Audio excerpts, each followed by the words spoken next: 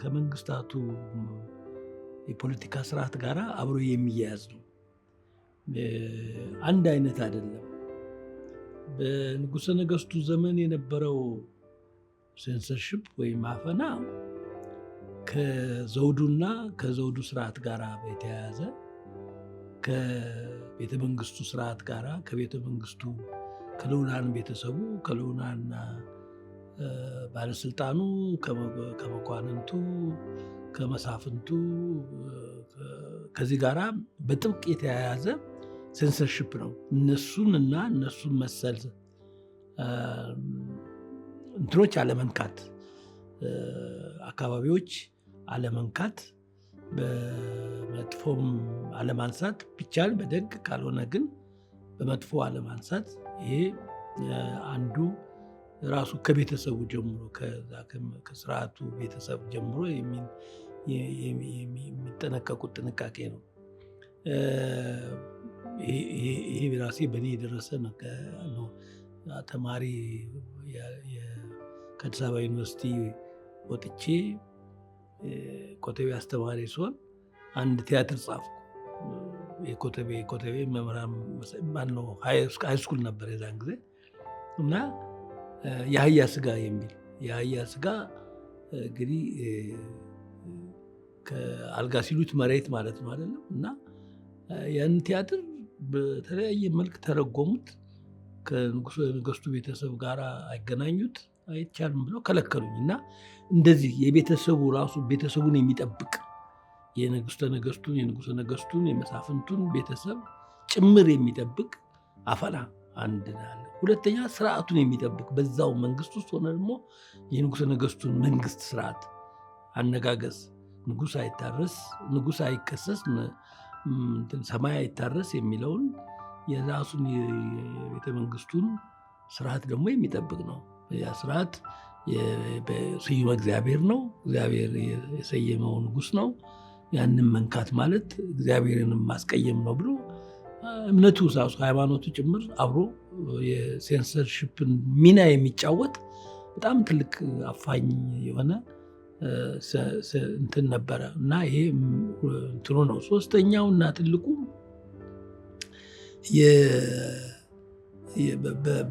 በሴንሰርሺፕ እንትን የሚባለው በሱ አካባቢ የወጡ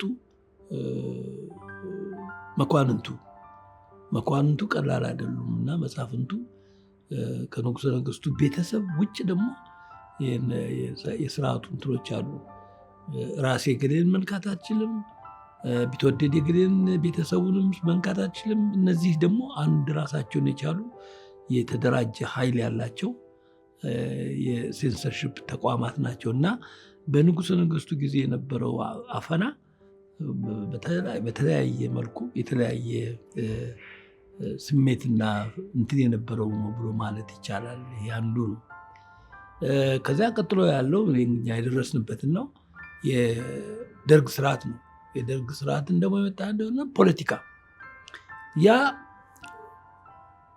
ንጉሱና የንጉሳዊ ቤተሰቡ ትልቅ ኃይል ነው። ምንም አትንኩት እግዚአብሔር ያስቀመጠው ነው ብሎ የሚል ኃይል ነው።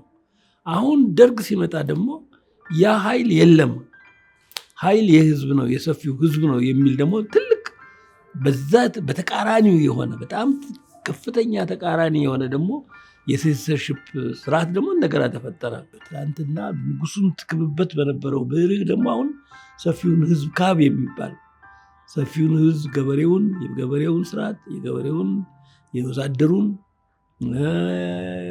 የምስኪን ህብረተሰቡን ህይወት የሚክብ ስራ ተብለ ደግሞ በዛ ደግሞ የታነጸ አንድ ደግሞ የሴንሰርሺፕ እንትን ከንጉሱ በኋላ የቀጠለ ስርዓት ነበር ኢትዮጵያ ውስጥ ማለት ነው። እና ይሄ ደግሞ በጣም አስቸጋሪ ነበረ። አስቸጋሪነቱ ምንድነው? ከዛ ርዕዮተ ዓለም ወጣ ካልክ የሚቆይህ ነገር በጣም ከባድ ነው። እዛም እስር ቤት አለ፣ እዚያም ሞት አለ፣ እዚያም ግዞት አለ። እና አቤ ጎበኛ በንጉሠ ነገሥቱ ጊዜ አልወለድምን ሰይፈ ነበልባል እነዚህን የመሳሰሉ ታላላቅ ስራዎችን ሲሰሩ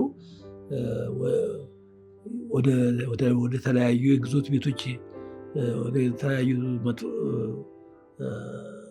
ግዞቶች የተወረወሩበት ጊዜ ስለነበረ አሁን ደግሞ የመጣው ደግሞ ንጉሱን ብትክብ የንጉሱን ስርዓትና ብታወራ የባላባቱን ስርዓት እንዲህ ጥሩ ነበር እንኳ ብለህ ብትል ያ ንጉስ ጸረ ሰፊው ህዝብ ጸረ ሪቮሉሽን ጸረ ምናምን ተብለህ ደግሞ የምትወገዝበት በጣም ከፍተኛ የሆነ ደግሞ ሌላ ሴንሰርሽፕ ኢትዮጵያ የኪነ ጥበብ ባለሙያ አይቶት የማያውቀው ሌላው አይነት ሴንሰርሽፕ የተፈጠረበት ነው ብለን ነው የምታስበው። ይሄኛው አንዱ ሌላው ስርዓት ነው። በሰፊው ህዝብ ላይ የተመሰረተ ስርዓት ነው። ሰፊውን ህዝብ ማሞገስ፣ ሰፊውን ህዝብ መካብ የስነ ጽሁፉ ፈር የሶሻሊስት ሪያሊዝም ተብሎ የሚጠራው አይነት የአጻጻፍ ስርዓት የአተዋወን ስርዓት ዴቨሎፕ እንዲያደርግ የተዘጋጀበት ይሰራበት የነበረው ስርዓት ሁለተኛው ስርዓት ነው። ሶስተኛው አሁን ያለንበት ነው። ፖሊሲ የሌለው ሴንሰርሺፕ ነው። በሴንሰርሺፕ የለም ግን በጣም ከፍተኛ ሴንሰርሺፕ ያለበት ጥበብም በጠቅላላ እየወደቀች የመጣችበት ጊዜ ነው ብዬ ነው የማስበው።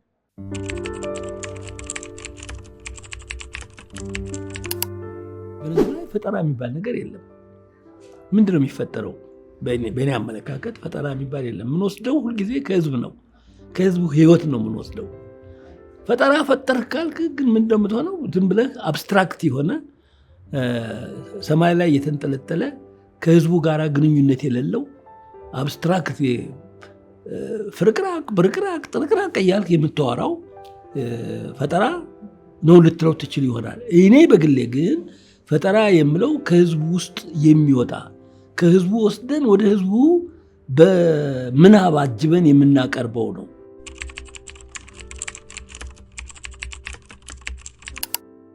ራስን በራስ ማቀብ ግን በጣም አስቸጋሪው ደግሞ ይሄ ነው። አቅበህ የምትጽፈው ጽሁፍ ከሁሉ ነገር የሚያስፈራህ ነው። እንደው ቢፈልግ እሱ ያውጣው እንጂ እሱ ይኸውና እንደፈለገ ይሰርዘው እንጂ ብለህ ብትጽፈው ይሻላል እኮ። ገና አንተ ራስህን የገሌ እንዲህ ይለኛል፣ ይሄ መንግስት ይህንን ያስብብኛል፣ ይህንን እንዲህ ብለህ አስበህ የምትጽፈው ጽሁፍ እኔ መካኒካል ነው የሚሆነው። ፈጠራ መሆኑ ይቀርና ዝም ብሎ የተገጣጠሞሽ ግጥምጥሞሽ መስሎ ነው የሚታየኝ።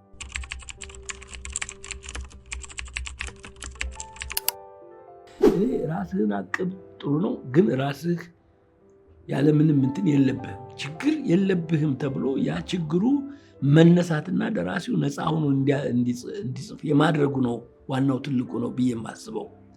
ለዚህ ግን አሁን ቸምኛ አስኳላ የሚባል ነገር ከመጣ በኋላ የተፈጠረብን ችግር ሆኖ ነው እንጂ እኮ ወይ ፈረንጆችን አልሆነ ወይ ራሳችንን አልሆነ እዚህ መሀል ላይ ሆነን ነው መከራ የምናየው እንጂ በእኔ እምነት ሊደረግ የሚገባው አውሮፓ አሁን ማተሚያ ቤቶች የራሳቸው የሆነ ኤዲቶሪያል ቦርድ አላቸው ወይም ደግሞ አርትዖት አላቸው። ማተሚያ ቤቶች እናንተ ያንተ የደራሲው ትልቁ እንትንህ አእምሮ የፈቀደውን ያህል በጭንቅላት የፈለከውን ያህል በነፃነት ጽፈት ትሰጠዋለህ። ሴልፍ ሴንሰርሽፕ ምናምን ነገር የለም።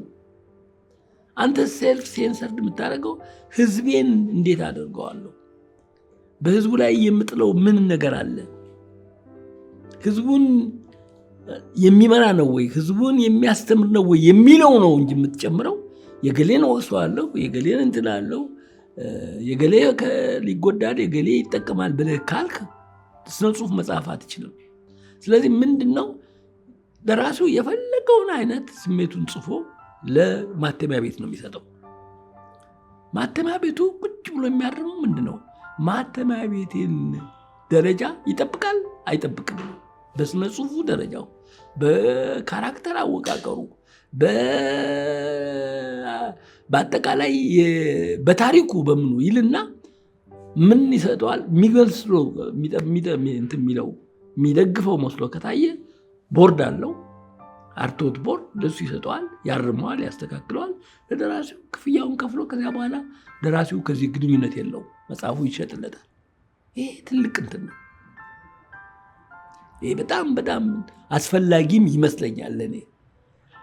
ይሄን ባደረገ ቁጥር ደራሲው ሌላ ስራ ነው የሚሰራው ከዚያ በኋላ። አሁን ግን የሚያደርገው ኢትዮጵያ እኛ ጋር ምንድን ነው? በተለይ ደግሞ ይሄ ሴንሰርሽፕ ጠፍቷል ከተባለ እሱ ራሱ ደግሞ መንግስትንም ምንንም አልነካም እኔ ስለ ፍቅር ነው የጻፍኩት ብሎ የሚያስብ ከሆነ ከማተሚያ ቤት አውጥቶ በቀጥታ የት ነው የሚወስደው? ወይ ከእንትን ማን ነው ታይፕ አድርጎ ጨርሶ ለአርትዖት እንኳን የማይሰጡ ሰዎች አሉ። በቀጥታ ወስደው ማተሚያ ቤት ያስገባሉ፣ ገንዘብ ይከፍላሉ፣ ያሳትማሉ፣ ያወጡታል። እንደገና ደግሞ ሄደው ደግሞ ለሚሸጡት ወስደው ያስረክባሉ። ያለውን ተመልከት። እሱ ጽፎ እሱ ሴንሰርሺፕ ወይ ማን ነው ይሄ ሴንሰርሺፕ በለው እሱ ራሱ ሴንሰርሺፕ አድርጎ እሱ ራሱ አርትዖት ሰርቶ እሱ ራሱ ገንዘቡን ከፍሎ ማተሚያ ቤት አሳትሞ ተሸክሞ ወስዶ ለማን ነው የሚሰጠው? ለሻጩ። ያ ሰውዬ ከእንትን አውርዶ ከሸልፍ አውጥቶ ለአንተ ለመሸጥ 40% ይወስዳል። ይሄ ደራሲ እንግዲህ ያን ሁሉ ብሎ 60% ወስዶ ነው የከፈለውን ዕዳ የሚከፍለው አይደለም እንዴ? እቺ 60% ደግሞ እኮ ብትሰጠው ጥሩ ነው። 1 ዓመት 2 ዓመት ያስለፈዋል ነጋዴው። በገንዘቡ ይነግድበታል። የሆኑ ግን መጽሐፍት ይደረድራል። ተሽጦ የቀረው ተሽጦ አልቆ ነው አላለቀም ይኸውልህ ይለዋል። በየቀኑ ያችን ፍራንክ ልመና በታክሲም በግሩም ያደራሲ ሲመላለስ አመት እንዲህ አይነት የተዘበራረቀ ስርዓት ውስጥ ያለን ከሴንሰርሺፕ የባሰ ምን ባለ ውርደትን የተከተለ የአሰራር ስርዓት ነው ያለ። ይህንን እንኳን የሚያስተካክል ኃይል የለንም እስካሁን ድረስ። አሉን የደራሲያን ማህበር አሉ፣ የሙዚቃ ማህበር አለን፣ ምንድነው የቲያትር እነዚህ ማህበራት ይህንን እንኳን ቁጭ ብለው ስርዓት ማስያዝ ያለባቸው ይመስለኛል ለኔ። እና ይሄ ባለበት ጊዜ ላይ አሁን በራስ እንትን ብሎ አትመህ ማነው ሴንሰር አድርገህ አትመህ አውጣ ብሎ ማለት አንዳንዱ ለአርትዖት ሰጥቶ ጥሩ መጽሐፍ የሚያወጣል፣ አንዳንዱ ግን ለአርትዖት የሚከፍለው ስለሌለ እሱ ጽፎ እሱ ያተማትን እሱ የጻፋትን በታይፕ ያደረጋትን ወስዶ ያትማል፣ ወስዶ ይሰጣል። ገበያ ላይ ትውላለች።